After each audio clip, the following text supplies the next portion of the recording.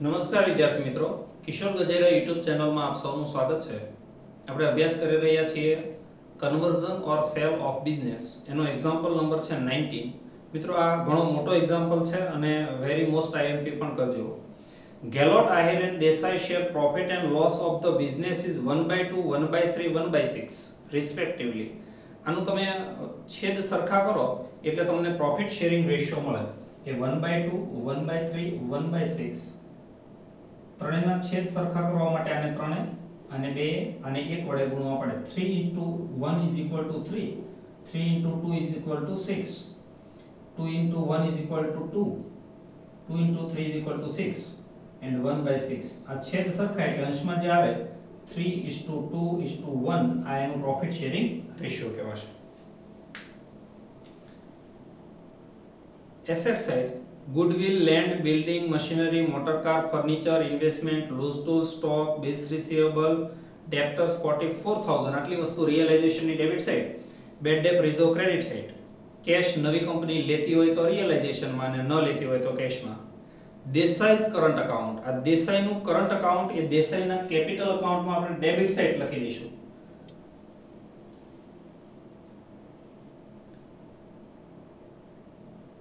And profit and loss: asset side આપ્યું છે એટલે કેપિટલ અકાઉન્ટમાં ડેબિટ સાઇડ નફા નુકસાનના પ્રમાણમાં ફળવાય અને લોસ કહેવાય, ઉધાર બાકી છે.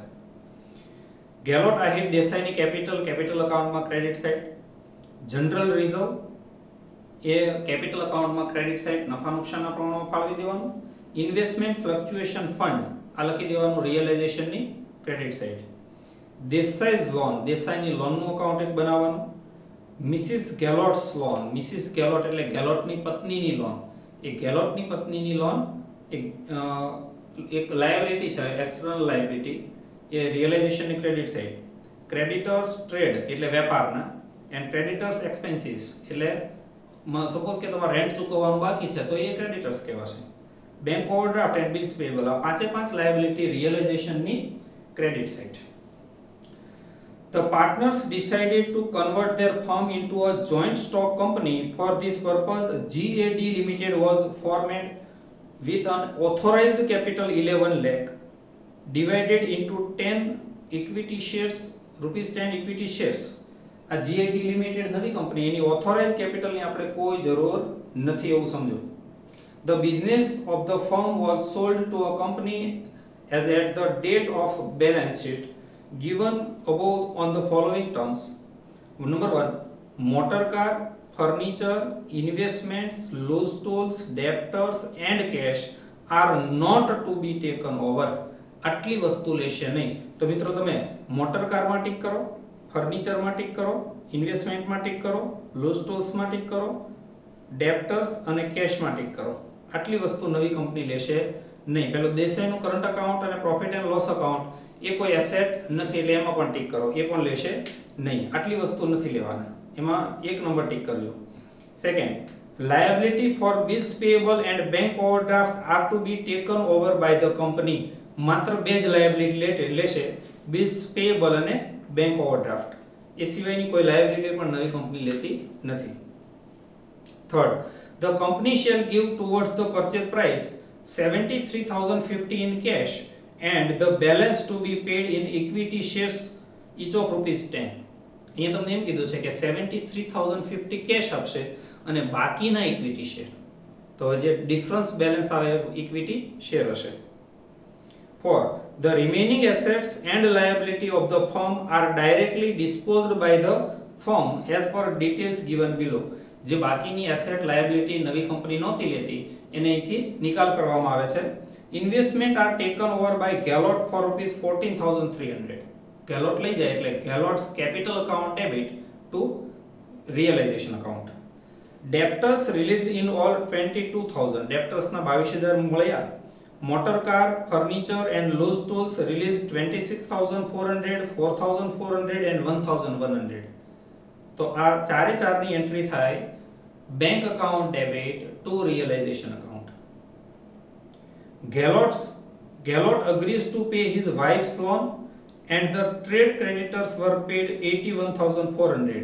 Gallot એની પત્નીની લોન ચૂકવશે તો એની એન્ટ્રી થશે realization to Gallot. ફરી વખત પેલું વાંચીએ. Trade creditors were paid 81,400 in final settlement of their claim. એટલે ટ્રેડના જે ક્રેડિટર્સ છે એને 81,400 ચૂકવી દીધા અને એ પૂર્ણ થઈ ગયા. The realization expenses amounted to rupees 550. Realization expenses ચૂકવ્યો 550. આ બંનેની એન્ટ્રી થાય realization to bank. Goodwill of the firm is to be valued at 46,650. એટલે પરચેસ પ્રાઇસમાં ગુડવિલ લેવાની 46,650. પ્રિપેર જે તમને અકાઉન્ટ આપ્યા છે એ બધા. છેલ્લે કીધું છે equity shares received from the company are to be divided among the partners in their profit sharing ratio. નફા નુકસાનના પ્રમાણમાં ફાળવવામાં આવશે.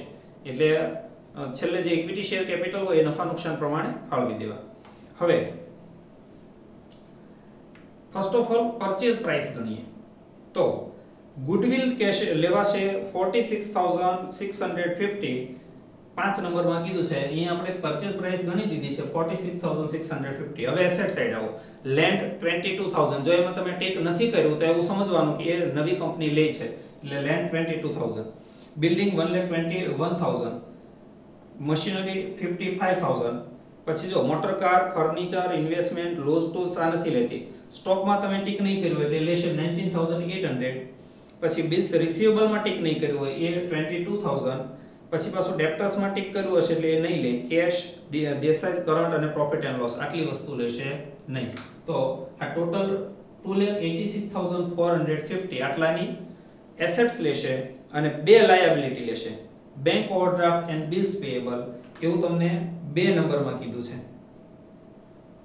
તો પરચેસ પ્રાઇસ થશે 2,05,050. એમાં 73,050 કેશ 3 નંબરમાં કીધું છે. તો 1,32,000 એટલી ઇક્વિટી શેર કેપિટલ. બેલેન્સ શીટમાં એસેટ સાઇડ થી શરૂ કરીએ તો રિયલાઇઝેશન અકાઉન્ટની debit side to assets account. First of all goodwill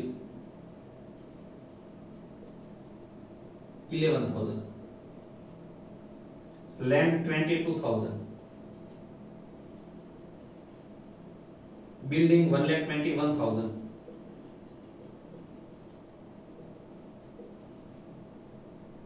Machinery 55,000. અહીંયા તમારે નવી કંપની લે છે કે નહીં એ જોવાનું નથી, બધી જ લખી દેવાની. Motor car 30,800.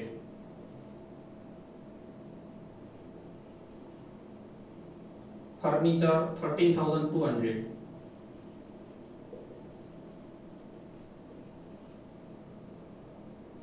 Investment 90,800.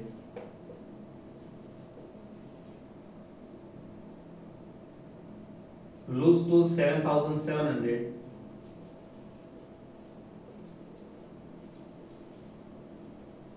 Stock 19,800. Bills receivable 22,000. Debtors અહીંયા લખીએ 44,000 અને bad debt reserve credit side લખાશે 2,200.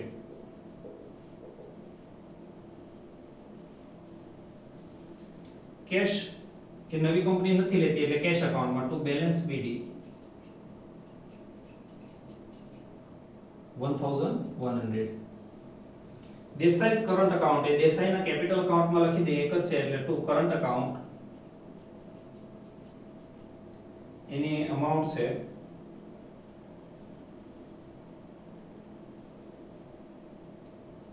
61,600.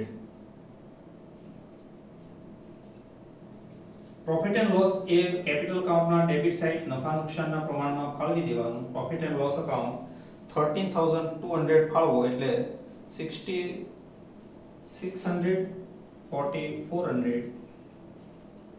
2,200. ચલો એસેટ સાઇડ પૂરી થઈ. લાયબિલિટી સાઇડ ગેલોટ, આહિર અને દેસાઈની કેપિટલ છે. કેપિટલ અકાઉન્ટની credit side by balance BD 77,000 88,000 and 11,000. General reserve credit side by General Reserve. 19,800 ફાળો એટલે 9,900, 6,600, 3,300. ઇન્વેસ્ટમેન્ટ ફ્લક્ચ્યુએશન ફંડ એ લખી દેવાનું રિયલાઇઝેશન ની credit side by investment fluctuation fund. એની અમાઉન્ટ છે 4,400. દેસાઈ's લોન, અહીંયા દેસાઈની લોનનું એક અકાઉન્ટ બનાવી દઈએ.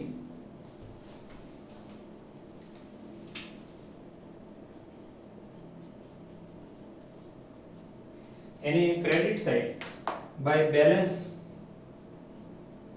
બીડી. દેસાઈની લોનની અમાઉન્ટ છે 36,300 અને બાકીની બધી જ લાયબિલિટી રિયલાઇઝેશનની credit side by liabilities account.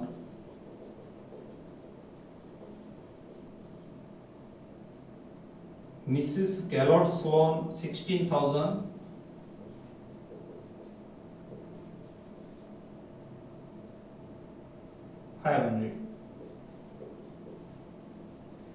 Creditors trade 83,600.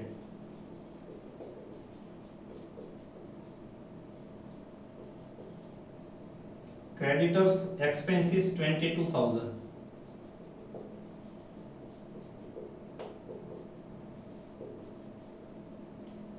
Bank overdraft 66,000 and bills payable 15,400. આ બંનેના ટોટલો બહાર લઈ જઈએ તો 3,66,300 આનું ટોટલ અને 2,03,500. ચલો બેલેન્સ શીટ પૂરું થાય એટલે પરચેઝ પ્રાઇસ ની બે એન્ટ્રી GAD ટુ રિયલાઇઝેશન. અહીંયા લખીએ ટુ રિયલાઇઝેશન અકાઉન્ટ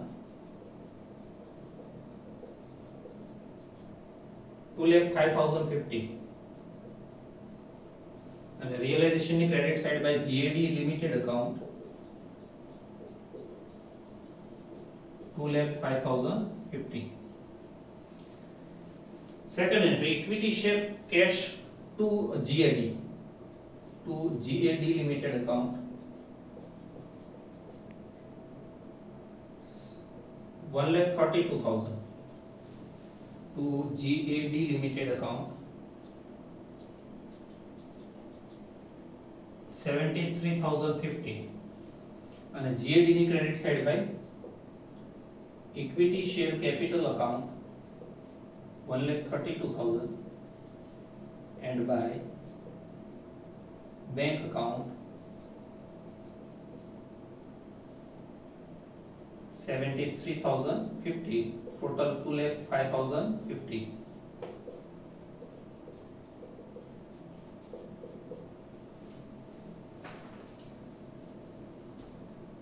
ચલો પરચેસ પ્રાઇસ ની બે એન્ટ્રી થાય એટલે નિયમ સમજી લો. જે એસેટ નવી કંપની ન લેતી હોય એ વેચી દેવાની અથવા એનો નિકાલ કરવાનો. છેલ્લે 4 નંબરની નીચે તમને એવું કીધું છે કે ઇન્વેસ્ટમેન્ટ એ ગેલોટ લઈ જાય છે 14,300 માં. ગેલોટ લઈ જાય એટલે ગેલોટ ટુ રિયલાઇઝેશન. અહીંયા લખાશે ટુ રિયલાઇઝેશન અકાઉન્ટ. ગેલોટની કોલમમાં 14,300 આ બંનેમાં ડેશ. અહીંયા by Gehlot's capital account into bracket investment 14,300 અને બાકીની બધી એસેટ્સ છે એ રોકડેથી વેચી દેવામાં આવે છે. તો એ ચારે ચારની એન્ટ્રી થશે cash bank account debit to realisation. કોઈ એક જગ્યાએ વિગત બતાવવાની. આપણે કેશ બેંકની ડેબિટ સાઈડ લખીએ ટુ રિયલાઇઝેશન અકાઉન્ટ. એમાં તમને કીધું છે ડેબ્ટર્સ 22,000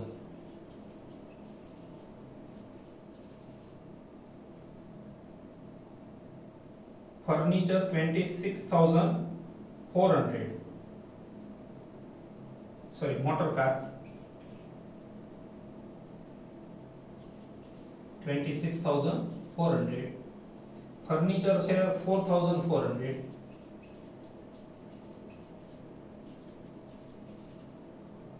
and loose tools 1100.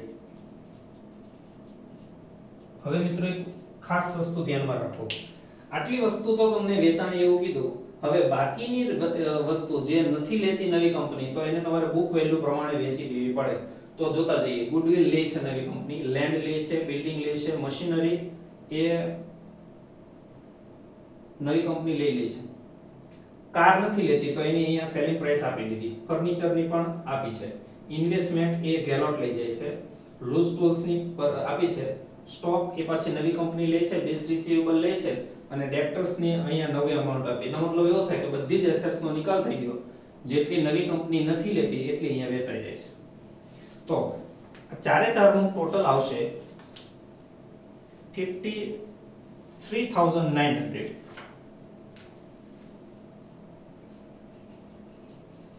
અને રિયલાઇઝેશન ની credit side by bank account, assets sold 53,900. આવી જ રીતે જે લાયબિલિટી નવી કંપની ન લેતી હોય એ ચૂકવી દેવાની, એટલે એન્ટ્રી થાય રિયલાઇઝેશન ટુ બેંક. એ લખીએ to bank account, liability paid. એના માટે તમને એવું કીધું છે Gehlot agrees to pay his wife's loan, એની વાઇફની લોન એ ચૂકવી દેશે, એટલે રિયલાઇઝેશન ટુ ગેલોટ ત્યાર પછીની એન્ટ્રી પહેલા આપી દઈએ. તો ક્રેડિટર્સ જે ટ્રેડના છે ને 81,400 એટલા ચૂકવા છે. ક્રેડિટર્સ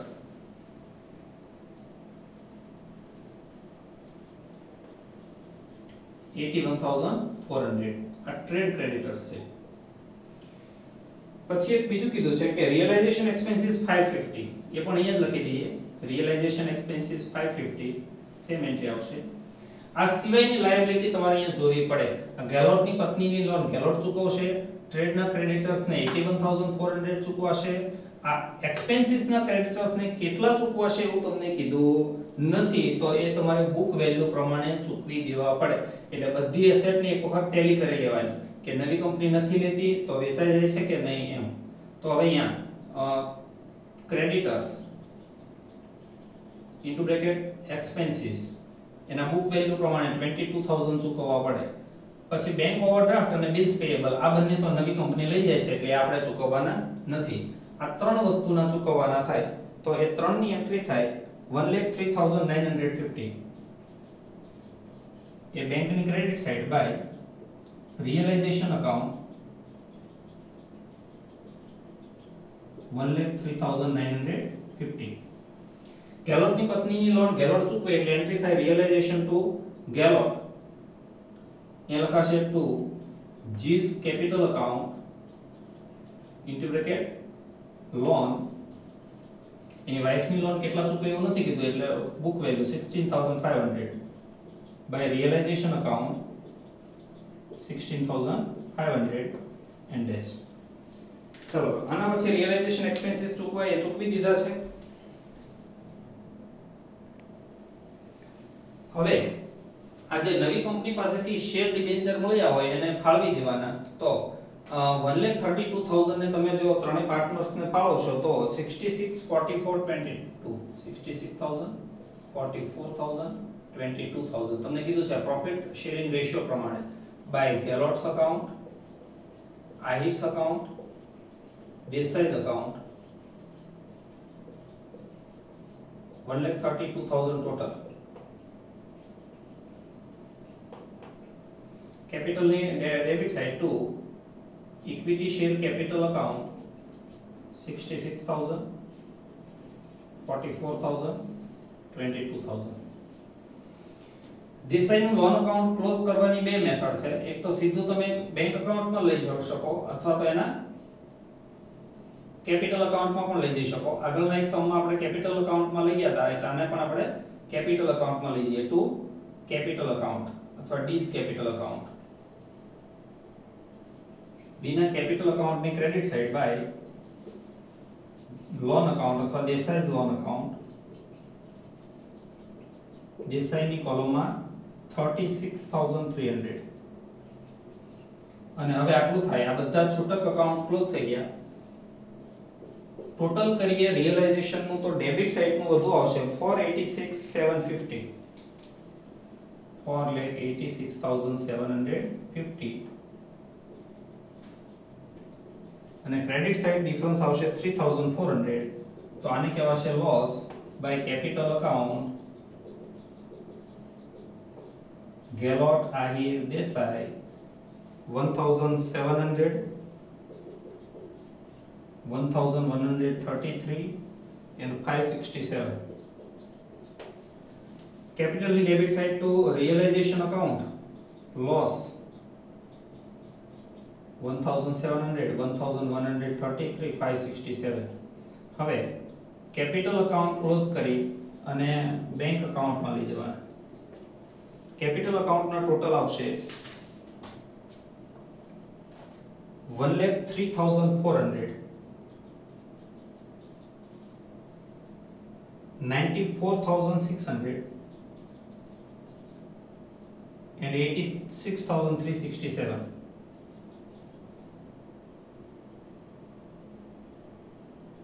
86,367 1,03,400 94,600 86,367 ડિફરન્સ આવશે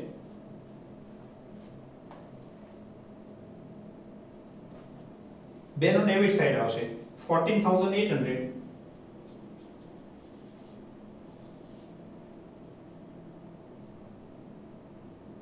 14,800 અને 45,067 આનો ક્રેડિટ સાઇડ આવશે એટલે એના કહેવાશે ટુ બેંક અકાઉન્ટ આની એન્ટ્રી બેંક અકાઉન્ટ ની credit side by G's capital account 14,800 by Ahir's capital account 45,067 અને દેસાઈમાં ક્રેડિટ સાઇડ ડિફરન્સ આવશે 35,767 by bank account to Desai's capital account 35,767 અને capital account નું total 163,870 1,63,870